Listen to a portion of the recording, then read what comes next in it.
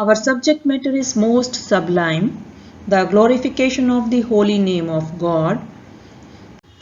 This subject was discussed by Maharaj Parikshit and Sukdev Goswami, who noted that a Brahman who was very fallen and addicted to all kinds of sinful activities was saved simply by chanting the holy names of Krishna. This is found in the 6th canto of Srimad Bhagavatam, an epic work by Vyasadeva, describing the pastimes of Lord Krishna and elaborating on the philosophy of Krishna consciousness. In the 5th canto of Srimad Bhagavatam, the universal planetary systems are very fully explained. Within the universe, there are lower, middle and higher planetary systems. Actually, not only the Bhagavatam, but all religious scriptures contain descriptions of hellish or lower planetary systems and heavenly or higher systems. Srimad Bhagavatam gives evidence of where these planets are and indicates how far they are from this planet. Just as astronomers have calculated how far the moon and other heavenly bodies are from Earth. Similarly, the Bhagavatam contains descriptions of the various planets. Even on this planet, we experience different climatic conditions. In temperate countries such as the United States, the climate is different from that of a tropical country like India.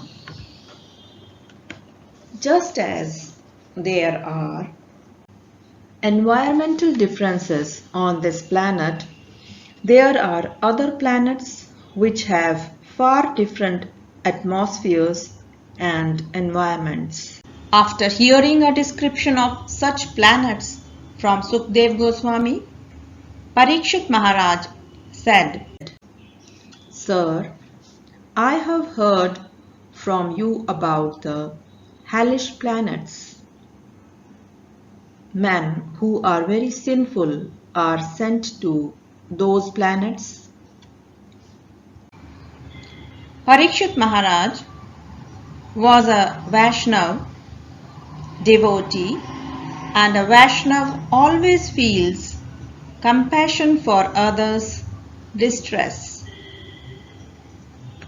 For instance, when Lord Jesus Christ appeared, he was greatly aggrieved by the miserable conditions of the people. Regardless of the country or sect to which they belong, all Vaishnavas or devotees, any people who are God conscious or Krishna conscious, are thus compassionate. Therefore, to blaspheme a Vaishnav, a preacher of God's glories, is a great offense. Krishna never tolerates offenses committed at the lotus feet of a pure Vaishnav. A Vaishnav, however, is always ready to forgive such offenses. Karma Buddhi. A Vaishnav is an ocean of mercy. Everyone has desires, but a Vaishnav can fulfill all desires. Kalptaru refers to a tree in the spiritual world which is called a wish-fulfilling tree. In this material world, a particular type of fruit can only be gotten from a particular type of tree. But in Krishna Lok, as well as in all the other planets, in the spiritual sky, all the trees are spiritual and will yield whatever one desires. That is described in the Brahma Samhita. A pure Vaishnava is compared to such a wish-fulfilling tree, for he can bestow a matchless gift upon a sincere disciple, Krishna Consciousness. A Vaishnava is addressed as Mahabhag, which means fortunate. One who becomes a Vaishnava and is God conscious is understood to be greatly fortunate.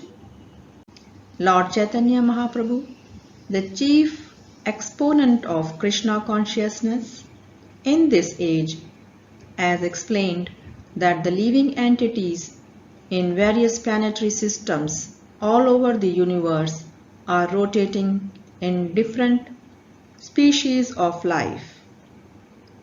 A living entity can go wherever he likes, to heaven or to hell, simply by preparing himself for either place.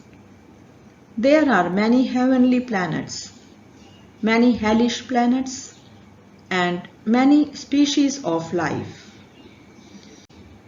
Padma Puran estimates the species of life to be 84 lakh, and the living entity is rotating or wandering through these species and creating bodies according to his mentality in his present life. As you sow, so shall you reap, is the law that governs here. Chaitanya Mahaprabhu says that out of these numberless living entities who are transmigrating in the material world, one may be fortunate enough to take to Krishna consciousness. Krishna consciousness is being distributed freely everywhere, yet not everyone takes to it, especially in this age of Kali. Because of this, Srimad Bhagavatam characterizes people in the age of Kali as unfortunate. Therefore, Chaitanya Mahaprabhu says that only those who are fortunate take to this Krishna consciousness and thus attain a pleasant and blissful life of knowledge. It is the duty of a Vaishnava to go from door to try to get unfortunate people to accept good fortune. A Vaishnava thinks, how can these people be delivered from their hellish life? That was also Maharaj Parikshit's inquiry. Sir, he said, you have described that because of one's sinful activities, he is put into a hellish condition of life or in a hellish planetary system. Now, what are the methods by which such a person can be saved? This is a very important question. When a Vaishnava comes, when God himself comes, or when God's sons or his very confidential devotees come, their only mission is to save sinful men who are suffering. They have knowledge of how to do this. When Prahlad Maharaj met Lord Narsimhadev, he said, "My dear Lord," Prahlad began, "I am not very anxious for my own deliverance." At this point, we may contrast this attitude with that of the Mayavadi philosophers who are very careful that their personal salvation is never interrupted. They often think, if I go to preach and associate with others, I may fall down and my realization will be finished. Therefore, they do not come forward to preach. Only the Vaishnavas come, even at the risk of fall down, but they do not fall down. A Vaishnava is even willing to go to hell to deliver conditioned souls. This is also Prahlad Maharaj's mission. He went on to say, I am not very anxious about living in this material world. I have no anxiety for myself because somehow or other I have been trained to be Krishna conscious always.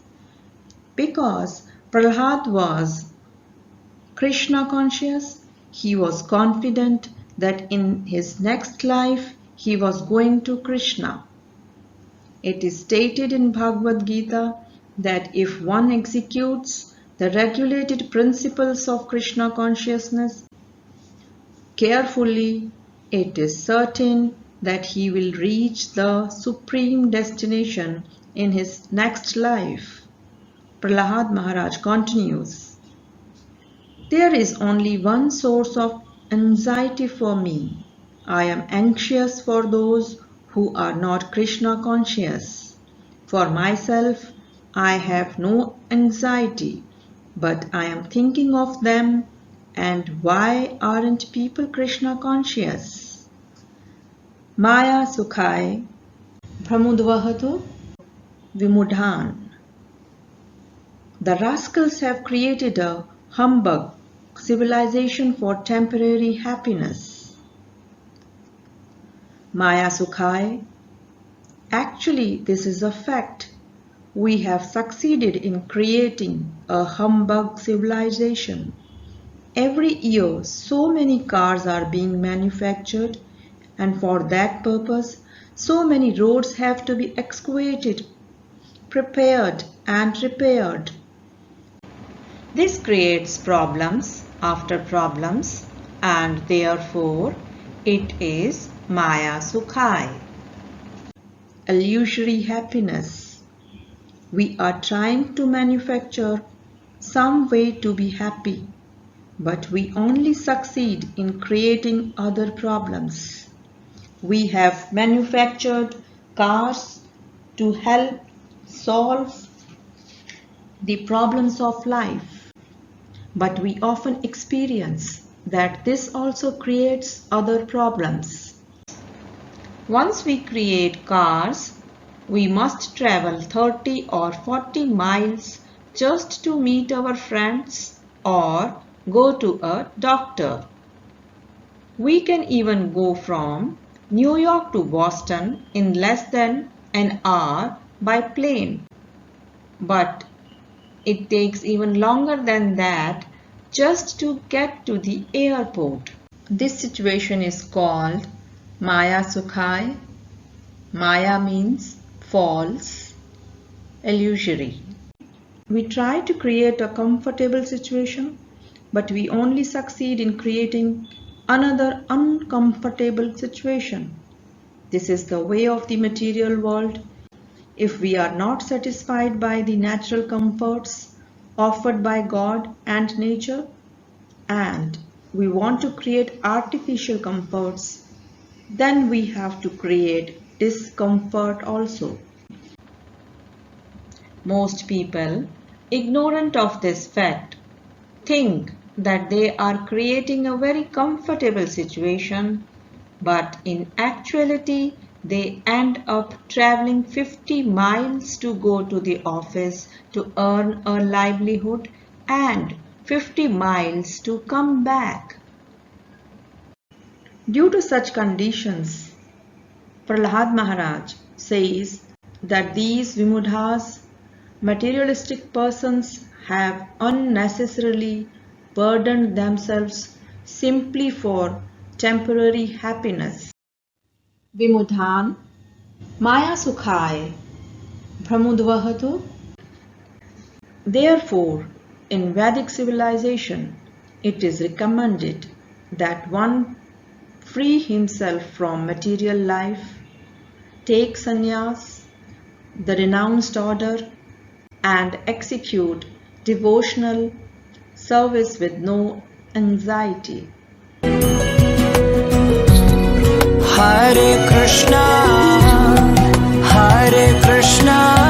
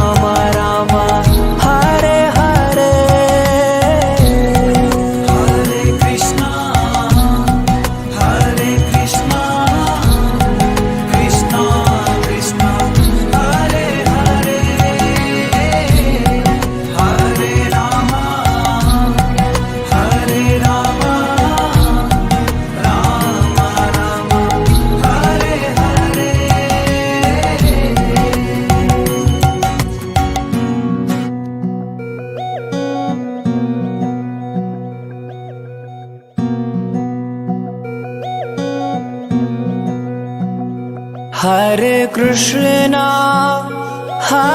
Krishna, Krishna Krishna, Hare Hare, Hare Rama, Rama Rama,